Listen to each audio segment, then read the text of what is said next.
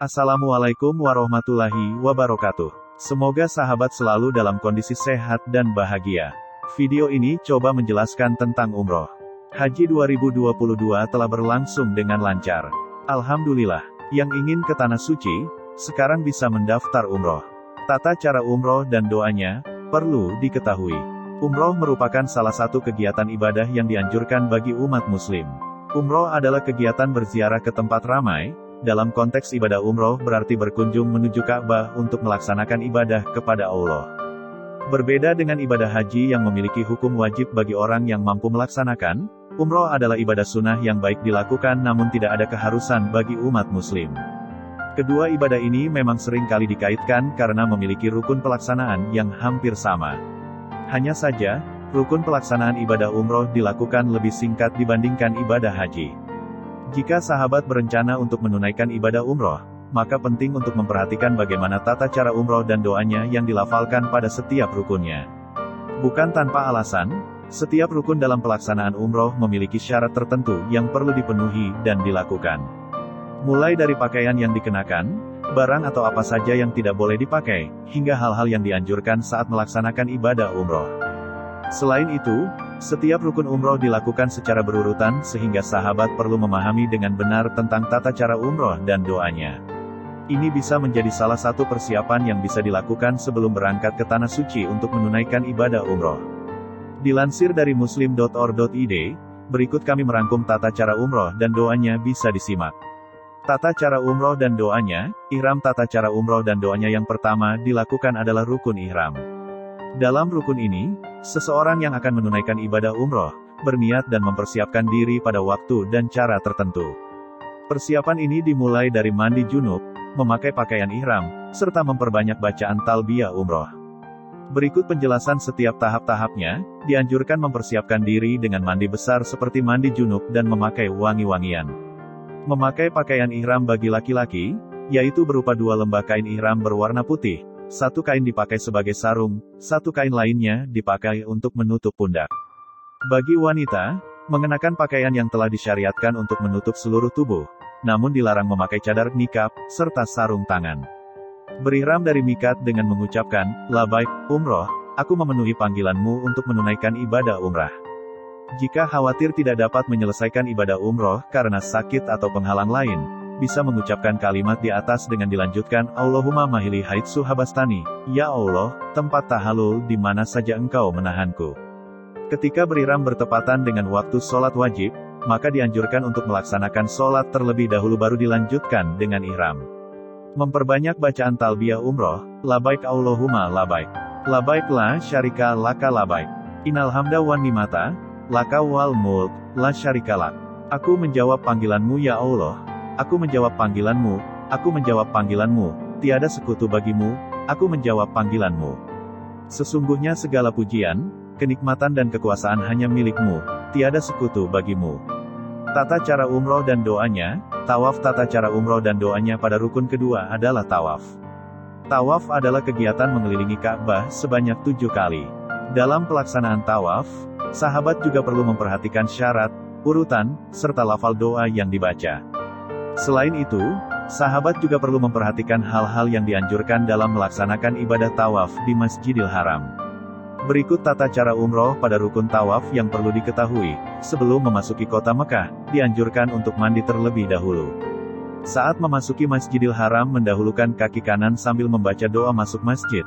Allahumma ftahli abwaaba rahmatik, ya Allah, bukakanlah untukku pintu-pintu rahmatmu. Selanjutnya menuju ke Hajar Aswad, lalu menghadapnya dan membaca, Allahu Akbar, atau Bismillah Allahu Akbar. Mengusap tangan kanan dan mencium Hajar Aswad. Jika tidak memungkinkan untuk mencium Hajar Aswad, cukup mengusapnya dan mencium tangan yang digunakan untuk mengusap. Jika tidak mampu mengusap, cukup isyaratkan dengan tangan tanpa mencium tangan. Anjuran ini dilakukan setiap putaran tawaf. Memulai tawaf sebanyak 7 putaran dimulai dari Hajar Aswad dan berakhir di tempat yang sama. Disunahkan berlari-lari kecil sebanyak 3 putaran pertama, dan berjalan biasa 4 putaran terakhir. Disunahkan mengusap rukun yamni pada setiap putaran tawaf. Tidak dianjurkan mencium rukun yamani. Jika tidak memungkinkan untuk mengusap, tidak perlu memberi isyarat tangan. Saat rukun Yamani dan Hajar Aswad disunahkan membaca, Robbana atina fid dunya hasanah, wa fil akhirati hasanah wa qina adzabannar, ya Rabb kami, karuniakanlah pada kami kebaikan di dunia dan kebaikan di akhirat serta selamatkanlah kami dari siksa neraka. QS Al-Baqarah 201. Tidak ada zikir dan bacaan tertentu saat melaksanakan tawaf, selain doa dari surat Al-Baqarah ayat 201 di atas. Sahabat bisa membaca doa dan zikir sesuai keinginan. Setelah selesai melakukan tawaf, dianjurkan menutup kedua pundak lalu menuju makam Ibrahim sambil membaca, Watakhadzu min maqami Ibrahim musola, dan jadikanlah sebahagian makam Ibrahim tempat salat. QS Al-Baqarah 125. Melaksanakan salat sunnah 2 rakaat di belakang makam Ibrahim. Pada rakaat pertama, membaca Al-Fatihah dan Al-Kafirun. Pada rakaat kedua, membaca Al-Fatihah dan Al-Ikhlas. Setelah selesai salat, dianjurkan minum air zam-zam. Kembali ke Hajar Aswad, bertakbir, lalu mengusap dan menciumnya. Jika tidak memungkinkan cukup memberi isyarat tangan seperti sebelumnya. Tata cara umroh dan doanya, sa'i dan memotong rambut. Tata cara umroh dan doanya 2 rukun terakhir adalah sa'i dan memotong rambut atau tahallul. Sa'i adalah salah satu rukun dari ibadah umroh yang dilakukan dengan jalan kaki berulang kali sebanyak 7 kali, dari Bukit Safa ke Bukit Marwah.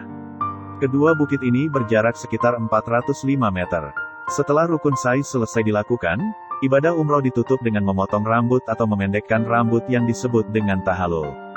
Rukun ini umum dilakukan oleh laki-laki, sedangkan perempuan disunahkan hanya memotong ujung rambut sepanjang 1 ruas jari. Berikut tahapan sa'i dan tahallul yang bisa disimak, menuju ke Bukit Safa untuk melaksanakan sa'i sambil membaca doa, Inna Safa wal Marwata min syairillah, sesungguhnya Safa dan Marwah adalah sebagian dari syiar Allah. QS Al-Baqarah 158. Lalu dilanjutkan, Nabda'u bima bada Allah bih.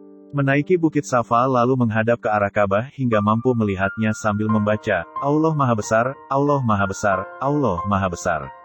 3x. Tiada sesembahan yang berhak disembah kecuali hanya Allah semata, tidak ada sekutu baginya. Miliknya lah segala kerajaan dan segala pujian untuknya. Dia yang menghidupkan dan yang mematikan. Dia maha kuasa atas segala sesuatu. Tiada sesembahan yang berhak disembah kecuali hanya Allah semata. Dialah yang telah melaksanakan janjinya, menolong hambanya dan mengalahkan tentara sekutu dengan sendirian. Turun dari Bukit Safa dan berjalan menuju Marwah dengan lari-lari kecil. Setelah sampai, lalu menaiki Bukit Marwah. Lakukan seperti ketika berada di Bukit Safa, menghadap kiblat, mengucap takbir, membaca bacaan zikir di atas, serta membaca doa apa saja yang diinginkan. Perjalanan dari Safa ke Marwah dihitung 1 kali putaran. Lakukan ini sebanyak 7 kali putaran.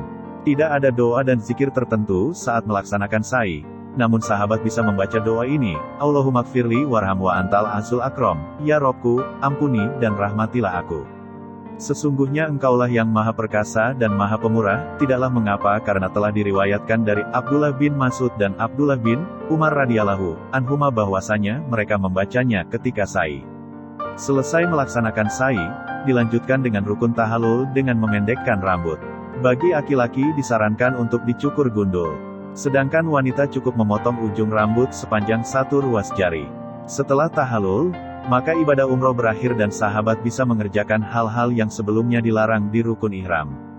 Semoga bermanfaat. Wassalamualaikum warahmatullahi wabarakatuh.